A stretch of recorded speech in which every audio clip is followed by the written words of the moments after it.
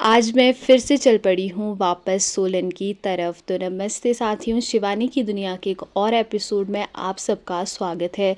तो पिछली साल मार्च के महीने में मेरी जॉब चली गई थी और पिछली एक साल मैंने पूरी की पूरी उसके बाद घर में ही काटी है। और जो मेरी पहले वाली जॉब थी वो वर्क फ्रॉम होम थी।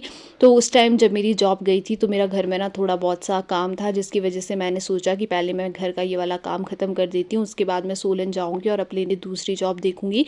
पर जैसे ही मेरा वो वाला काम ख़त्म हुआ तब तक हमारे घर पे कोई और काम पड़ गया था। तो मैंने सोचा कि अब ये वाला काम ख़त्म कर लेती हूँ, उसके बाद जाऊँगी। और जैसे ही मैं फिर से जाने वाली थी सोलन, तो उस टाइम रौनित की मतलब एग्ज़ाम वगैरह थे। तो हम लोगों ने सोचा कि अभी रौनित का एग्ज़ाम होने देते हैं, देखते हैं उसका रिज़ल्ट कैसा रहता है, फिर उसके बाद देखेंगे कि आगे का मैंने क्या करना है। तो जब तक रौनित का रिज़ल्ट आया उसकी सारी चीज़ें सॉर्ट आउट हो गई थी। फिर हो गई थी मम्मी की तबीयत ख़राब, मेरा जाने का टाइम आया। तब मैंने सोचा कि अब फिर से थोड़ा टाइम घर में लगा लेती हूँ जब तक मम्मी की तबीयत ठीक नहीं होती है। और फाइनली अब मम्मी थोड़े से ठीक है, इसीलिए मैं चल पड़ी हूँ वापस सोलन की तरफ अपने लिए कोई दूसरी जॉब देखने के लिए। तो आज सुबह सुबह उठ के मैं हो गई थी फटाफट से रेडी और मार्केट पहुंच के मैंने ले ली थी अपनी सोलन वाली बस और निकल पड़ी थी आगे सोलन की तरफ। और पहला जो हमारा स्टॉप था वो लिया था हम लोगों ने सैंज में। यहाँ पे हमेशा ही बस रुकती है लंच वगैरह करने के लिए। तो जब भी मैं अकेली होती हूँ ना तो मेरा कुछ भी खाने का ऐसे मन नहीं होता है, इसलिए मैं कोई अपने लिए लेज़ वगैरह ही ले लेती हूँ और आराम से बस में बैठ के ही खाती हूँ।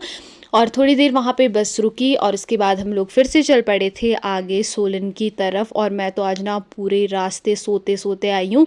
आधे से ज़्यादा मैं या तो मैंने वीडियो शूट की है और आधे से ज़्यादा टाइम मैं बस में सोई हूँ। और एक तो मेरे को आज इतनी ज़्यादा थकान भी लग रही थी ना, क्योंकि मेरे पास जो सीट मुझे मिली थी वो बिल्कुल भी अच्छी नहीं थी। मेरा पूरा नेक और शोल्डर इतना ज़्यादा दर्द कर रहा था कि मैं आप लोगों को क्या ही बताऊं।